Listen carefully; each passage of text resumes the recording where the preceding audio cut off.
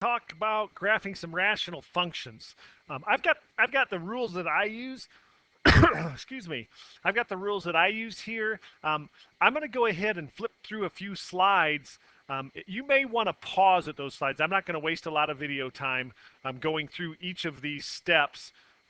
So feel free to pause. I'm absolutely going to be going through the process here, so I think this is going to make sense for you. So let's take a look at the different slides for each of these three processes, which I guess you could claim as five processes.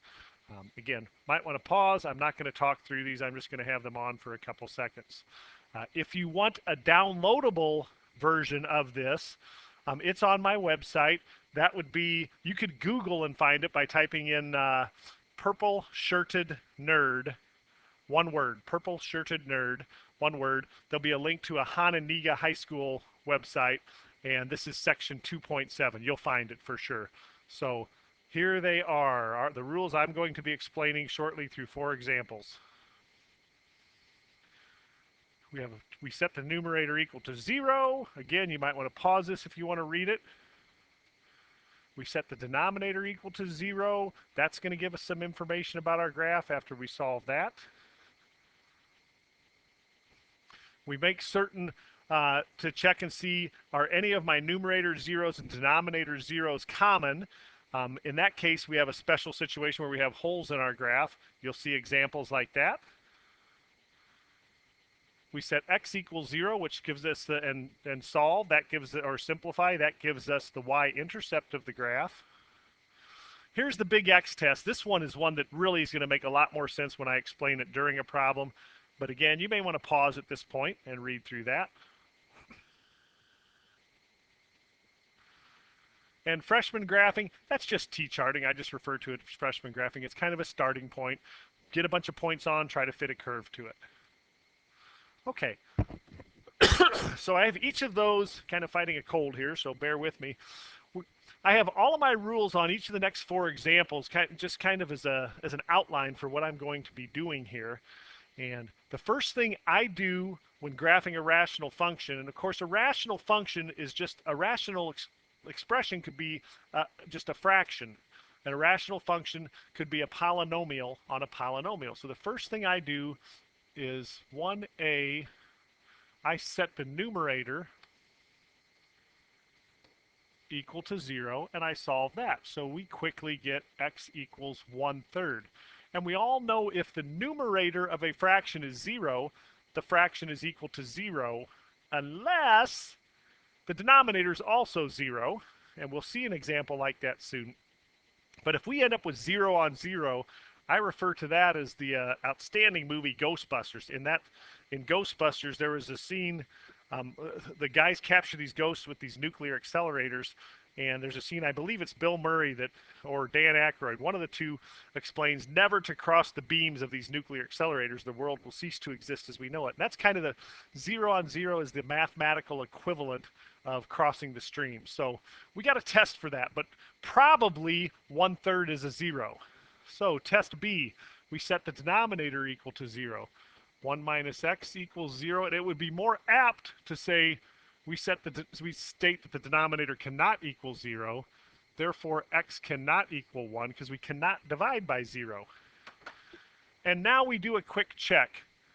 Are any of our numerator zeros equal to our denominator zeros? No. So I'm ready to graph at this point. So I have a 0 at 1/3. So at about where 1/3 would be, I'm going to put a 0. And B, x cannot be 1. Excuse me. So if x cannot be 1 at 1, I've got a vertical asymptote. My graph can't touch that. And most of you have probably worked with asymptotes before, and I can usually elicit this response from a class. I said, okay, guys, you've worked with asymptotes. What's your real feeling about asymptotes? Come on, we're one happy family. You can say it. No discipline referrals. What do you think about asymptotes? What do asymptotes do? And inevitably, I can get a student to either mumble it or out loud just say asymptotes suck. And I said, boy, That's exactly right. That's not a word I'm crazy about using in a classroom environment, but that's what they do. They suck curves in toward them. So finding asymptotes gives us a lot of guidance what the curve's going to look like. Okay, C. I just set x equal to 0 in my function, and in this case, I get 1 minus 3 times 0 on 1 minus 0, or 1 on 1, which is pretty evident because if we cross those terms out, make them 0, it's just 1 on 1, which implies, of course, that 0 maps to 1. 0, 1 is an ordered pair. So 0, 1 is on the graph. So that's just part of that. Really, truthfully, is a freshman graphing technique, but it's so easy for 0, and often we want to have the y-intercept. Okay, here's a biggie, the big X test. Reading back through that, backing up the video, is going to make some more sense after we go through 4 examples. But here's what I do. I say, what happens when X gets big? Like, for instance, what happens if X is a billion? If X is a billion, the numerator becomes 1 minus 3 billion. And if I gave you $1 and took away 3 billion, that pretty much makes that $1 insignificant. So the 1 in the numerator, pretty insignificant. The 1 in the denominator, pretty insignificant when X gets really, really big. So our step 2, big X, this graph is going to eventually, when X gets big, try to mimic negative 3x on negative x when the ones become insignificant, which of course is just 3. The graph wants to reach a height of 3 when x gets huge. It never quite will, but it's going to get closer and closer and closer. Part of the big X test I like to talk about is I like to look and say, well, we're dealing with a first degree divided by a first degree, a 0th degree. We don't typically talk about 0th degree polynomials, but here's one.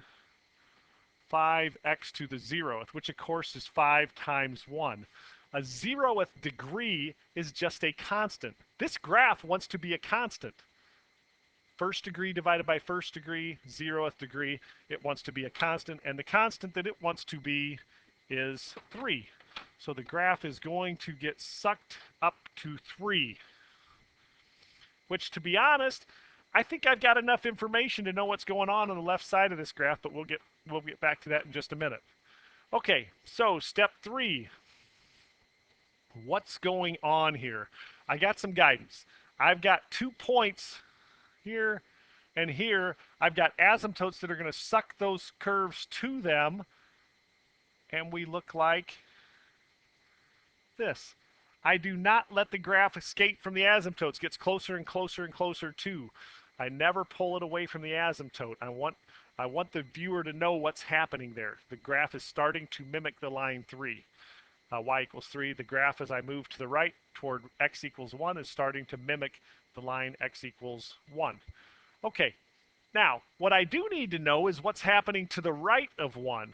Maybe I have a curve up here in region A. Maybe I have a curve down here in region B between the with the guiding asymptotes.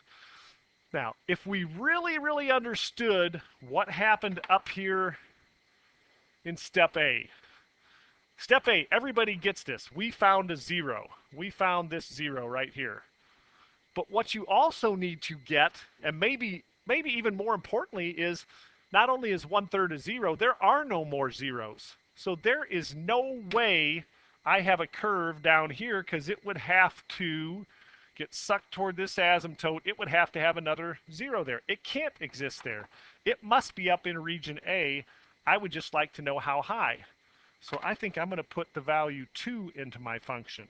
That's part of step 3, freshman graphing. So I put in 3, and I get 1 minus 3 times 3, all on 1 minus 3. I get negative 8 on negative 2. I get 4. So 3 gets me up to 4. And I am up in here. Is that right? If I put 3 in there, I get 9. I get negative 8. Yep. 3 gets me up to 4. And I've got a function that must be up in here. Okay. So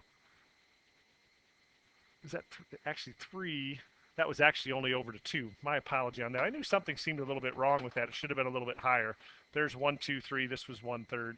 So we're really just a little bit higher than that. We're really up in here. Okay, so there we've got it. You may want to put in a value here, -1, and see what happens so we can try to control our height over here. It's just a matter of how exact you want to be, but we have a pretty darn good idea what the graph of this looks like at this point. Okay, let's move on to maybe a little bit more interesting function. All right, so we're going to go ahead and start this guy. I do notice that the numerator, for whatever reason, has been factored. Maybe that's nice, but it might be 5x plus 20. I notice the denominator could be factored. Maybe I'll do that. X plus 4, x minus 3. It might be helpful to look at that. I'm going to go with A. A, for the numerator to be 0, or 1A, my first 0 test, then 5x plus 20 must be 0, or 5 times x plus 4 must be 0. So x is -4, and I expect -4 to be a 0, but I'm not plotting it yet. B, set the denominator equal to 0. X plus 4 times x minus 3 equals 0. Should really be not equal 0, therefore x cannot equal -4, and x cannot equal 3, and there we have it. And boy, I hope I remember. Right there tells me there is a hole in the graph, and I might make a notation on the graph just so I don't forget to show that. If I put -4 into G, I get 0 on 0. I've crossed the beams. That does not mean there's a 0. It does not truly mean there's an asymptote. It just means the graph's going to just cruise along like it's going through x equals -4, stop, and start on the other side. So we'll take a look at that soon. But what I did learn is that x cannot be 3. Therefore, I have a vertical asymptote at 3. And I might come back here, -4, 2, 3, 4, and maybe I will just put in temporarily an arrow right there to remind myself at that value, because I forget this too. Okay, C. For problem number C, I'm going to have x equals 0. And if x equals 0, take a look. I get 5 times 0 plus 20 over 0, 0, minus 12, which means we have a point on the graph. When I put in 0, I get out, divide by 4, 5 on -3, or -5/3. So there's -3/3, -6/3. I've got a point on my graph somewhere right down in here. Okay. For 2, this is a little more conceptual, the big X test. When I put big values in x, I'm going to put it right here. Big values for x, like 1 billion, I get 5 billion plus 20. In the denominator, and 5 billion's a lot, no denying.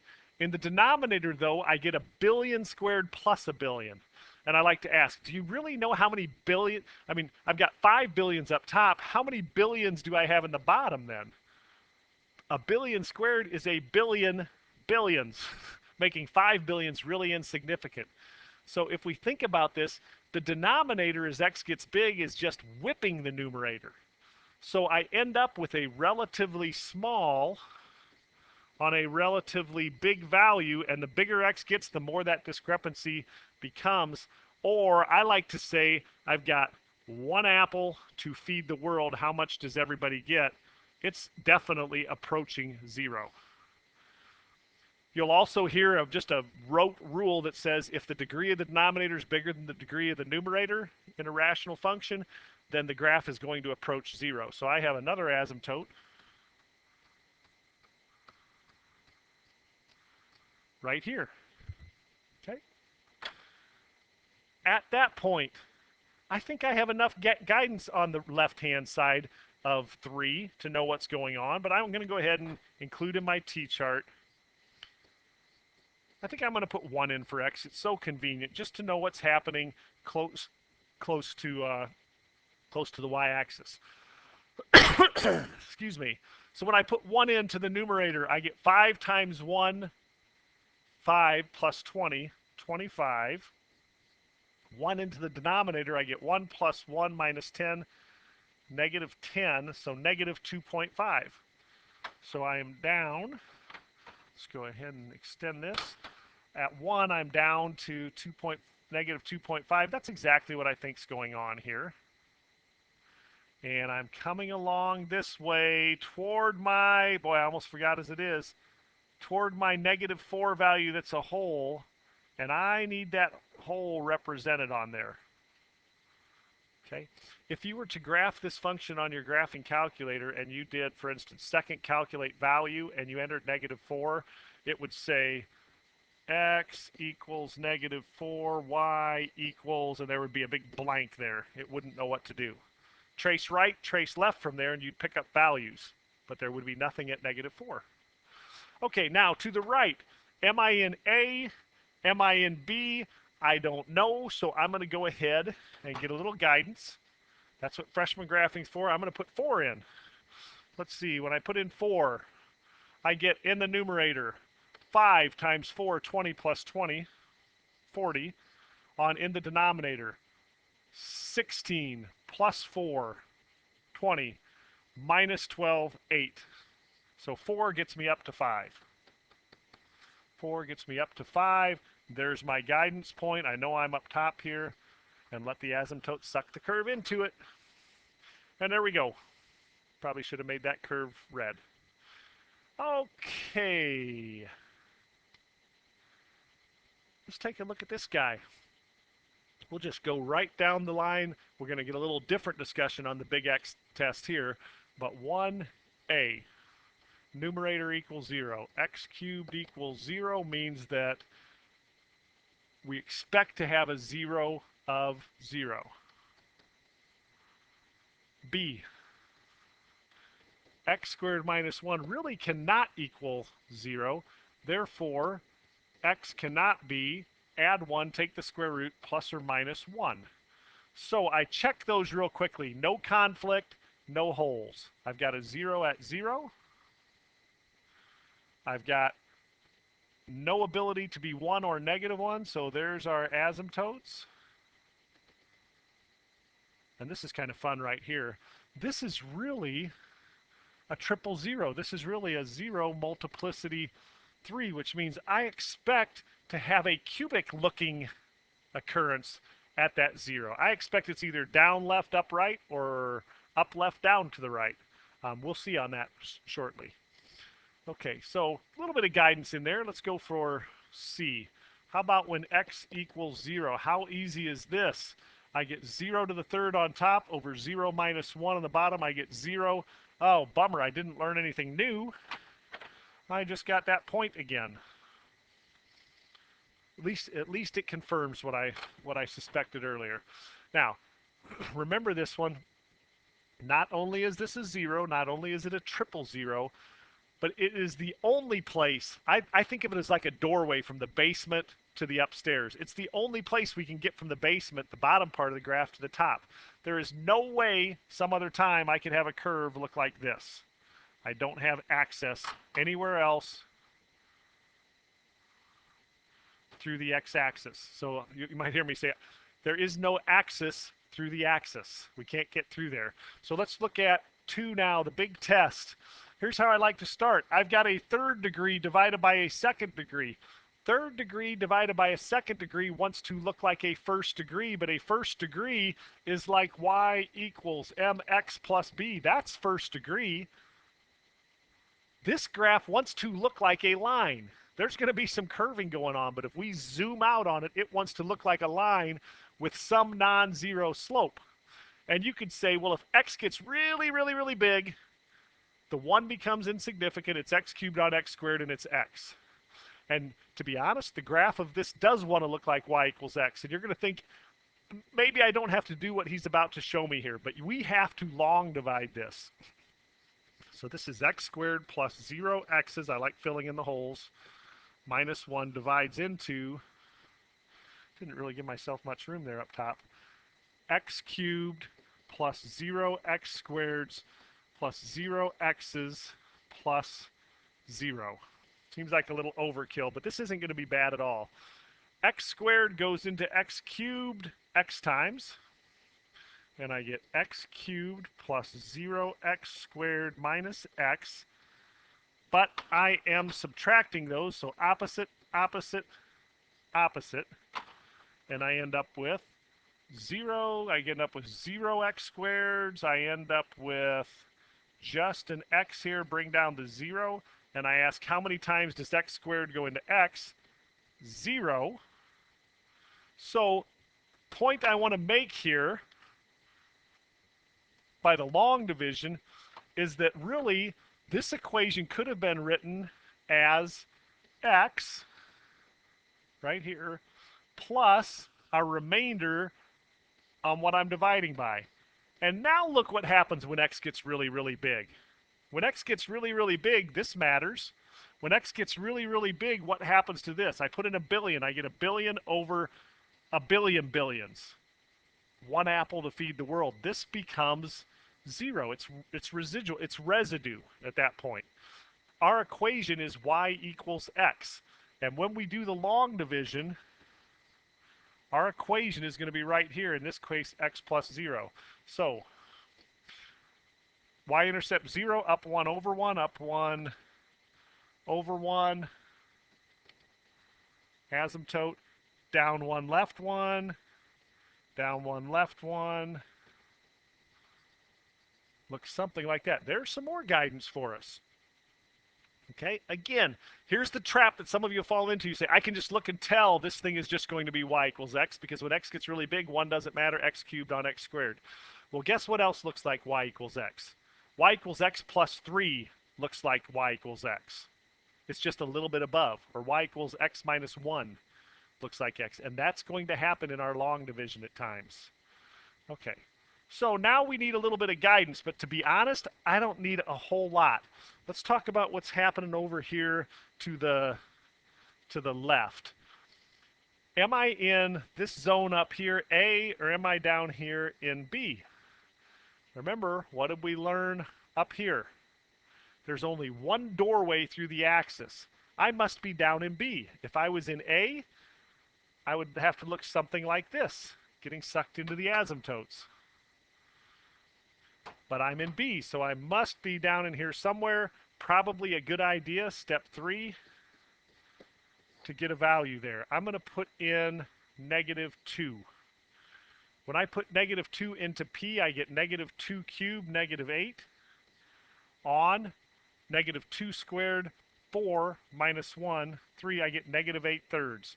So at -2, I'm down 2/3, or 3/3, 6/3 to here, 8/3 down into there. Must look like this.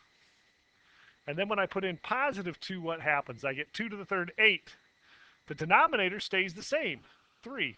Oh, this is an odd function, not odd peculiar, odd odd. It spins around the origin onto itself. 2 gets me up to 8/3. 2, 6, there's 9, a little short of there. Something along that lines. Now, what happens in the middle? Here's a trap. If you're really sharp, you know we got a 000. And you say, oh, it's going to act like a cubic there. And because it's positive x cubed, it acts like a cubic goes up to the right. I got in trouble there. Let's think about this one for a moment. Let's go just a little bit to the right in our head. If I was to put 0.1 in for x, I would get a positive value on top, 0.1 cubed, over 0.1 squared minus 1. Oh, I'd get a negative in the bottom. Positive divided by negative, negative. I must be going down from here. How about if I put in a negative 0.1? The numerator would be negative 0.1 cubed. That's a negative. The denominator would be negative 0.1 squared. That's like 0.01 minus 1. That's negative. I'd get negative on negative positive. This guy does look like a cubic, but the fact that this is negative through that region, or excuse me, the whole thing is negative through that region, makes the x cubic upside down. So a little bit of analyzing. You could have always gone down to step 3 here, and tried like 0.5 and see what happens. Try negative 0.5, see what happens. Sometimes it's fun to just reason through it. All right, big mess there. Okay, let's take a look at this guy. Let's just start with numerator equals 0, 1a. If the numerator equals 0, it'd sure be nice if this factors, and I see that we're in ratio 2 to 1, 2 to 1. So this guy's going to factor by grouping. I'm going to factor out an x squared, 2x plus 1, and I'm going to factor, which means if it factors by grouping, I'm going to be able to get another 2x plus 1. I can if I factor out negative 4, which means I can pull out a 2x plus 1. I'm left with an x squared minus 4. Oh, that factors. X plus 2, x minus 2. Ah, I got 3 zeros here. So if that equals 0, then I get zeros of x equals negative 1/2, x equals negative 2, and x equals 2. So I got 3 zeros at this time, provided none of those are shared. B, denominator equals 0. That factors. X minus 2, x minus 1 cannot be 0. So x cannot be 2 or 1. And there it is. Boom, boom. Hole in the graph, stars, don't want to forget about it. Got a hole in this graph. But I did pick up a couple of zeros. I got a 0 at negative 1/2. I've got a 0 at negative 2. Over at 2, how do I want to do this one? I've got a warning sign right here. I'm not going to forget as I move my graph towards 2, I have a hole in the graph. I have an asymptote. X cannot be 1. Got a lot of asymptotes at 1. X cannot be 1. So there's a fair amount of guidance right now. Not only are these my zeros, there's no other place I'm getting through 0. C. When x is 0, watch how easy this is. When x is 0, gone, gone, gone, gone, gone. Negative 4 on negative 2. Or negative 4 on positive 2, excuse me, which implies put in 0, get out negative 2. Isn't that nice? That's why we get that point. 1, it's a y-intercept. 2, it's a very, very easy point to get. Wow, I got a lot of guidance to the left of my asymptote. Next step. Number 2. Big X test. So the first thing I say is cubic divided by quadratic. Third degree divided by second degree wants to be a first degree. And this is where I want to make sure you don't fall in the trap of saying, well, nothing matters in the numerator except for the 2x cubed. In the denominator, x squared. Ignore everything else. 2x cubed on x squared, 2x. You're partially right. The asymptote here will be the line y equals 2x, but it may be up or down. We have to long divide. It's not that bad. X squared minus 3x plus 2 into 2x cubed plus x squared minus 8x minus 4. And x squared goes into 2x cubed.